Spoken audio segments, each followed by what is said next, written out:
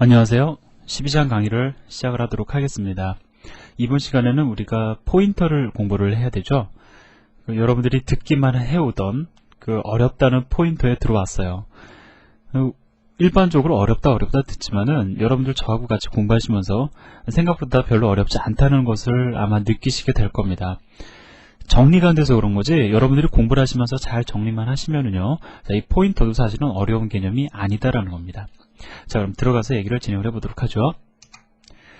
자, 12-1 이번에 우리가 할 이야기는 포인터가 무엇이냐, 도대체 무엇을 가리켜 우리가 포인터라고 하는 것이냐, 그 포인터에 대해서 우리가 공부를 하는 건데요.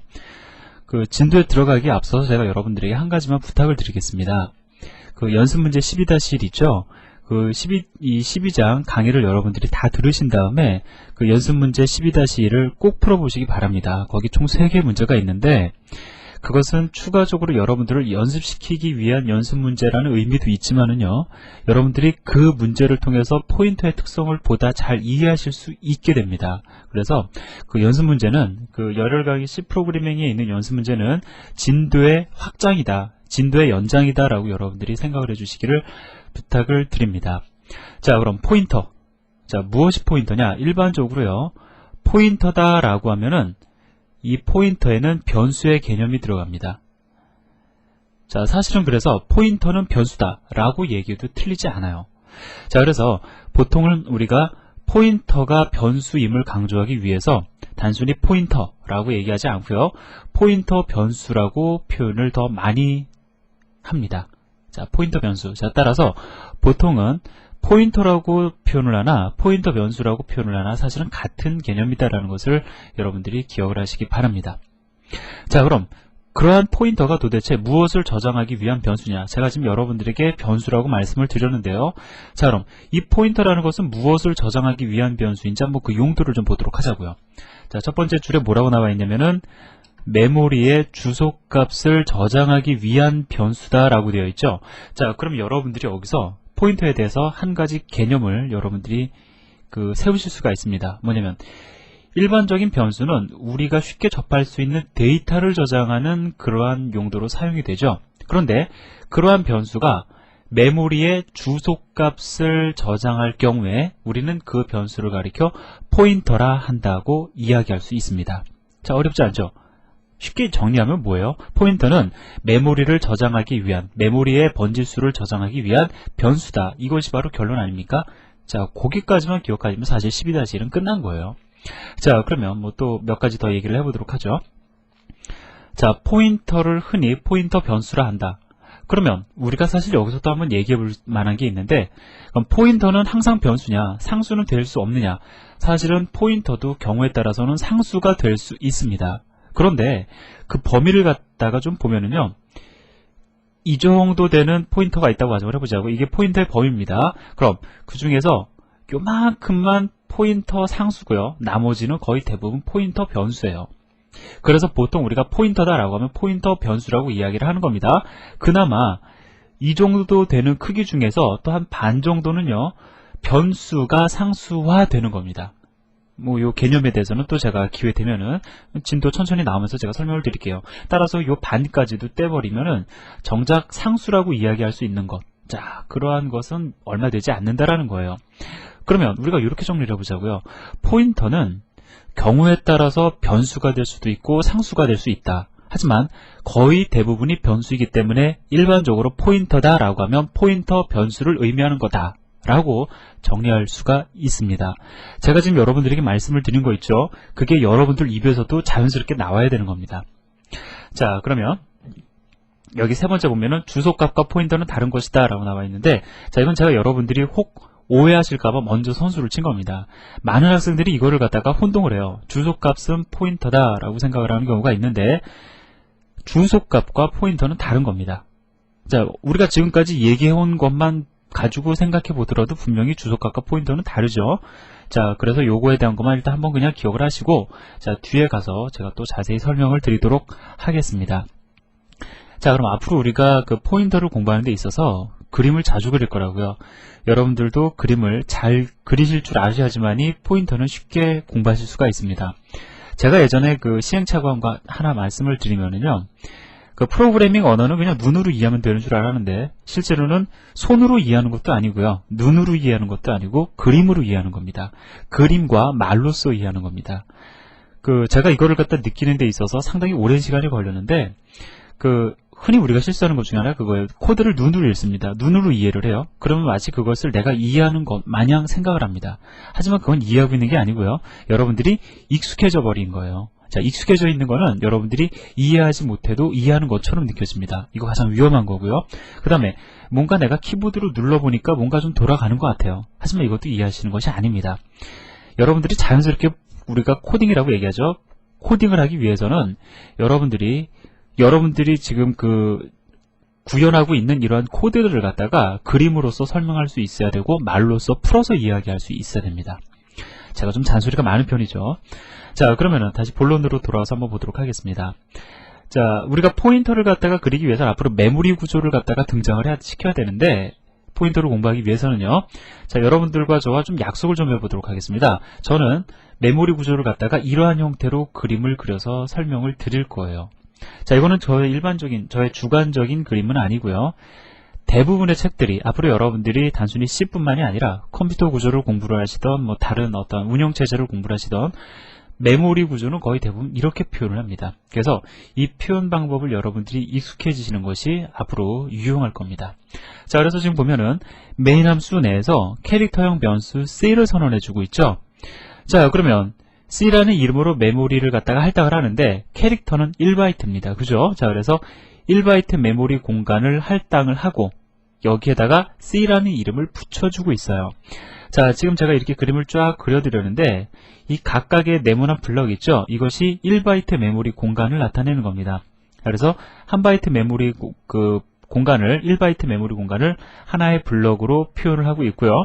자, 그 다음에 각각의 메모리 블럭은 주소를 지녀요. 주소값을 지닙니다. 자, 근데 그거를 제가 임의적으로 저는 보통 16진수로 OX1000을 시작으로 해서 아래로 이렇게 주소를 매깁니다. 그래서 OX1000, OX1001, OX1002 자, 이렇게 1씩 증가하고 있는 것을 여러분들이 아실 수 있겠죠? 그래서 제가 지금 뭐 그린지 아마 여러분들 감이 오실 겁니다. 자, 그래서 앞으로 저는 메모리 공간을 갖다가 여러분들에게 그림으로 그려드릴 때 이러한 형태로 제가 여러분들에게 그림을 제시를 하겠습니다. 자, 그럼 다시 돌아와서요. C라는 변수를 위한 메모리 공간 1바이트 할당되고 왜? 캐릭터는 1바이트니까 A라는 값으로 초기화를 해주고 있죠. 자, 따라서 이 메모리 공간에 A라는 문자가 들어가게 될 겁니다. 실제로 문자 들어가는 거 아니죠. 우리 앞에서 이미 얘기했어요. 이진 데이터형으로 변환되어서 들어갑니다. 그죠? 자, 그 다음에 n이라는 변수를 선언하고 있죠. 자, 따라서 4바이트 메모리 공간이 할당이 될 거고 이 메모리 공간에 n이라는 이름이 붙을 겁니다. 자, 그 다음에 어떻게 되죠? 7이라는 값으로 초기화가 될 거라고요. 자, 그냥 이 그림만 여러분들 이해하시면 되는 겁니다. 자, 그 다음에 더블형 데이터 D가 선언이 되어 있죠. 자, D라는 변수는 8바이트가 될 겁니다. 더블형이니까. 자, 따라서 메모리 공간 8바이트 할당이 되어 있고 그 다음에 3.14로 초기화가 되니까 자, 이 공간에는 3.14가 저장이 될 겁니다. 이해되시죠? 자, 그런데 우리가 여기서 한 가지 더 짚고 넘어갈 게 있어요. 제가 이 프레젠테이션 자료에는 담지 않았는데 여러분들하고 저하고 한번 얘기를 해보자고요. 자, 변수 C의 주소는 어떻게 됩니까? 라고 제가 여러분들에게 질문을 드리면 여러분들은 어떻게 답하시겠습니까? 자, 변수 C의 주소는 어떻게 되느냐? 아주 간단하죠. OX1000이 바로 변수 C의 주소가 됩니다. 자, 그러면 변수 n의 주소는 어떻게 될까요? 변수 n의 주소. 변수 n은 우리는 이렇게 표현을 하죠. OX1001부터 OX1004다라고 이야기를 합니다. 아주 정확한 표현이에요. 자, 그런데 우리가 컴퓨터와 대화할 때는 n의 주소는 어떻게 됩니까? 라고 얘기를 하면은 자, 시작 번지 OX1001입니다. 라고 이야기를 하셔야 돼요. 자, 따라서 n의 주소값은 어떻게 됩니까? 라고 하면 뭐라고 한다고요? OX1001입니다. 라고 해서 시작 주소값만을 가지고 우리는 주소값을 표현을 합니다. 조금 여러분들이 충분히 설명을 주시려면 이렇게 하시면 되겠죠? 인트형 변수 n은 OX1001부터 시작을 합니다. 라고 여러분들이 설명을 하시면 될 거예요. 그러면 당연히 이걸 들은 사람은 5x1004까지 가는구나 라고 알 수가 있습니다. 왜? 5x1001이 변수 n의 주소값인데 이 n은 인트형 데이터이기 때문에 그렇다라는 거죠. 자, 그리고요. 그럼 이제 제가 지금 인트형 변수의 주소값을 읽는 방법에 대해서 여러분들에게 말씀을 드렸는데, 자, 그럼 더블형 변수 D의 주소값은 어떻게 될까요? 자, 시작 주소, 시작 번지, 그죠? 5x1005가 더블 D의 주소값이 되는 겁니다. 자, 그래서 아무것도 아닌 것 같지만 이렇게 여러분들이 읽으실 줄 아셔야 돼요. 그래서 뭐 예를 들어서 누군가가 더블형 변수 D가 어디에 할당이 되어 있냐 이러면은 뭐 저기 구차하게 뭐 5x1005번지부터 시작해서 5x100c까지입니다 라고 얘기할 필요 없다고요. 5x1005다 라고만 여러분들이 말씀을 해주시면 아마 이 사람이 여기다가 이제 뭐 8을 갖다가 더해서 8만큼 증가를 해서 그 범위를 갖다가 쉽게 계산해 낼 수 있을 겁니다. 그죠? 자, 여기까지 일단 이야기를 좀 마무리를 짓고요. 자, 그러면 우리 아직 포인터에 대해서 알고 있는 건 이거밖에 없습니다. 변수긴 변수인데 메모리의 주소값을 저장하기 위한 변수다.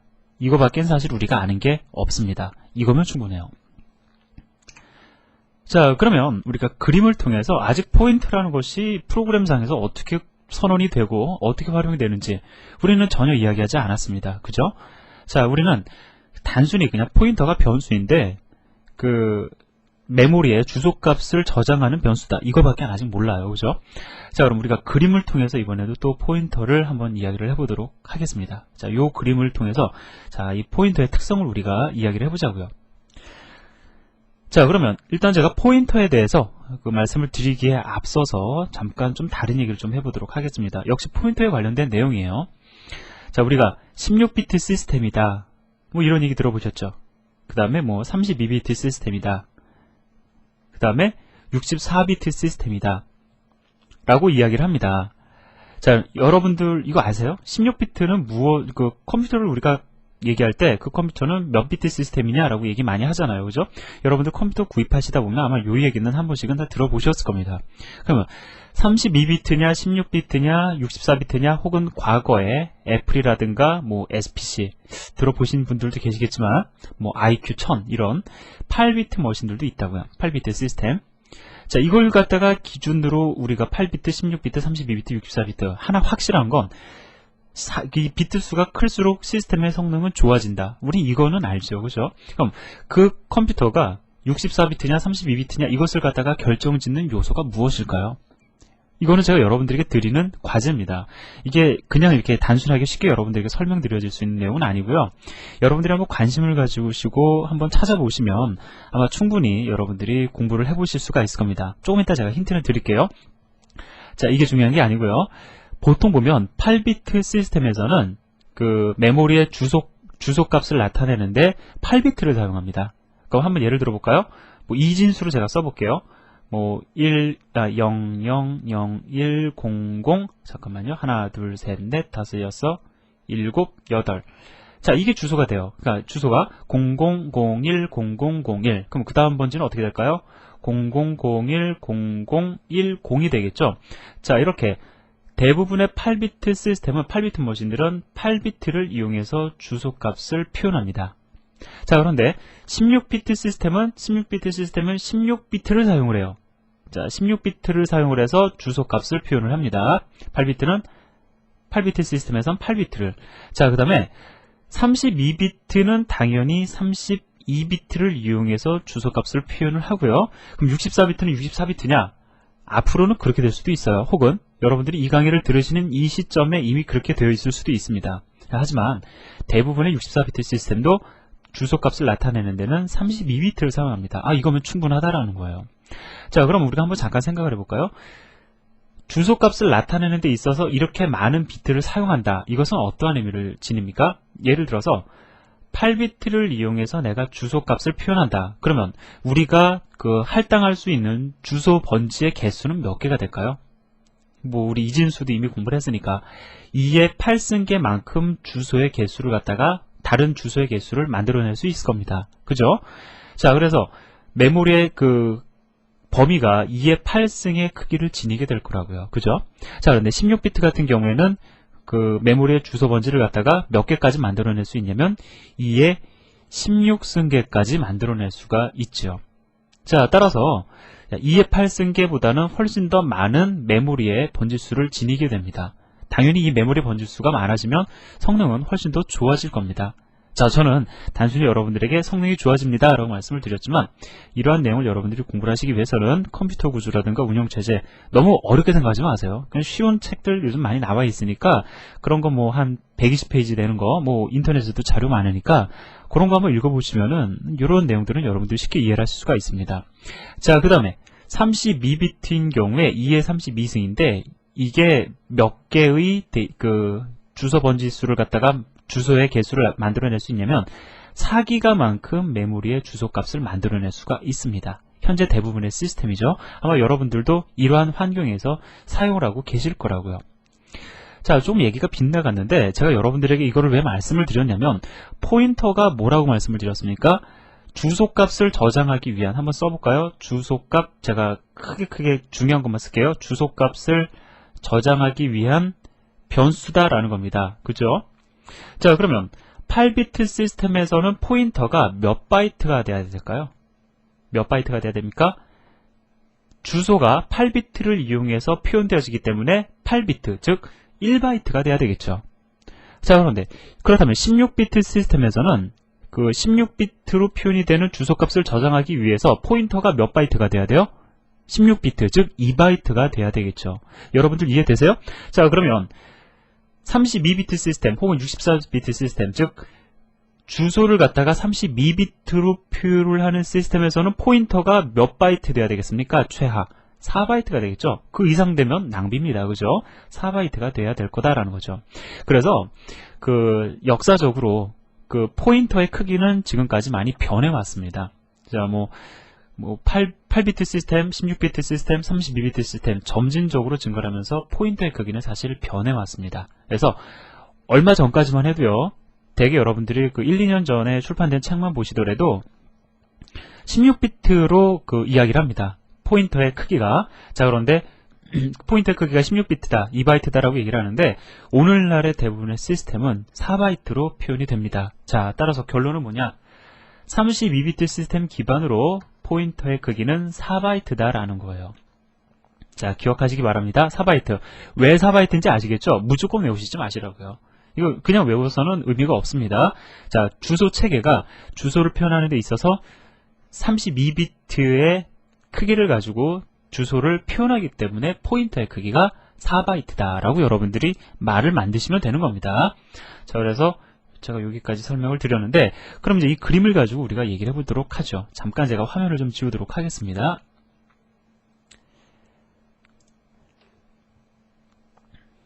자, 여기 보면은 n이라는 변수가 선언이 되어 있습니다. 그리고 나서 7로 초기화되는 거 보니까 아마도 int n은 7이다. 즉 인트형 변수 n을 선언했다라는 것을 우리가 미루어 짐작할 수가 있어요. 그죠? 자, 그리고는 또 이렇게 밑에 내려가 보니까, 자, 이 pn이라는 변수가 있네요. 그죠? pn이라는 변수가 있습니다. 자, 근데 이 pn이 가지고 있는 값은, 자, 지금 보니까 16진수로 표현이 되어 있는데 OX1000이 되죠. 지금 16진수로만 저는 단순히 표현한 겁니다. 보기 좋으라고. 자, 따라서 얘가 가지고 있는 값은 OX1000이에요. 자, 그럼 pn이 뭘까? 언뜻 생각해보면 이 OX1000도 10진수로 이거 바꿔보면은 값이 나오니까 인트형 변수다라고 생각할 수도 있습니다. 그런데 잠깐 보세요. n의 번지수는 어떻게 됩니까? n의 주소값은 어떻게 되냐면 OX1000입니다. 제가 아까 전에 뭐라고 말씀을 드렸죠? 주소값은, 우리가 흔히 얘기하는 주소값이라는 것은 첫 번째 시작되는 그 번지수를 갖다 나타낸다라고 제가 말씀을 드렸죠. 그래서 첫 번째 바이트의 주소값이 그 변수의 주소값이 되는 거예요. 자, 그런데 얘가 OX1000인데 pn이 가지고 있는 값이, pn이라는 포인터가 가지고 있는, 포인터라는 얘기를 미치고 꺼내면 안 되죠. pn이라는 변수가 지니고 있는 값이 OX1000이다라는 겁니다. 그래서 상황이 어떻게 됩니까? pn이라는 변수가 현재 n이라는 변수를 가리키고 있는 상황이다라는 거예요. 그죠? 자, 즉 pn이라는 변수가 가지고 있는 값은 n이라는 변수의 주소값이 됩니다. 따라서 얘는 무엇이냐? 바로 이 pn을 가리켜 우리는 포인터다라고 이야기를 한다라는 거죠. 왜? 주소값을 지니니까. 자, 따라서 이것을 가리켜 포인터라고 얘기를 합니다. 그럼 한번 여러분들 보세요. n이라는 변수나 pn이라는 변수나 눈으로 봐서 차이 있습니까? 메모리 구조상으로? 차이 없죠? 얘도 4바이트, 얘도 4바이트. 더군다나 얘도 정수 가지고 있어요. 다만 그 정수가 일반적인 데이터냐 메모리의 주소값이냐의 차이점만 지니는 겁니다. 그러니까 포인터 별로 어려운 거 없다라는 거죠.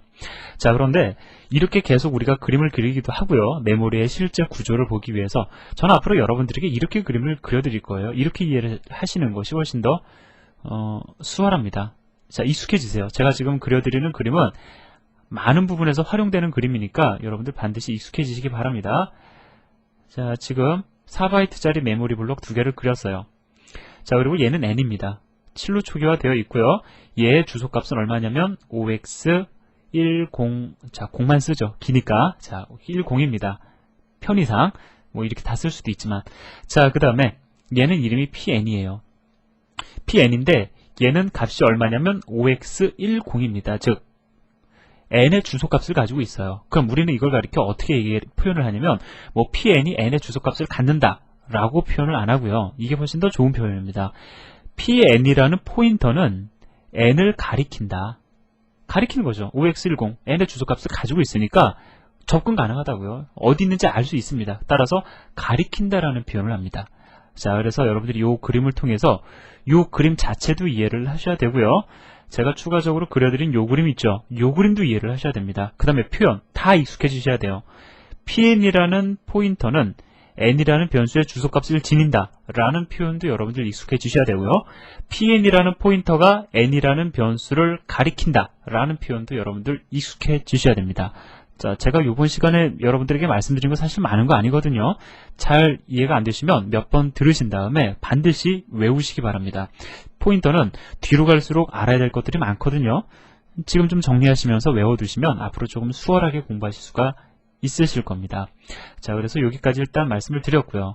자, 이제 포인터 실제로 선언하는 방법, 그 다음에 프로그램 내에서 그것을 활용하는 방법들, 자, 그것은 우리가 다음 시간에 이어서 하도록 하겠습니다. 수고하셨습니다.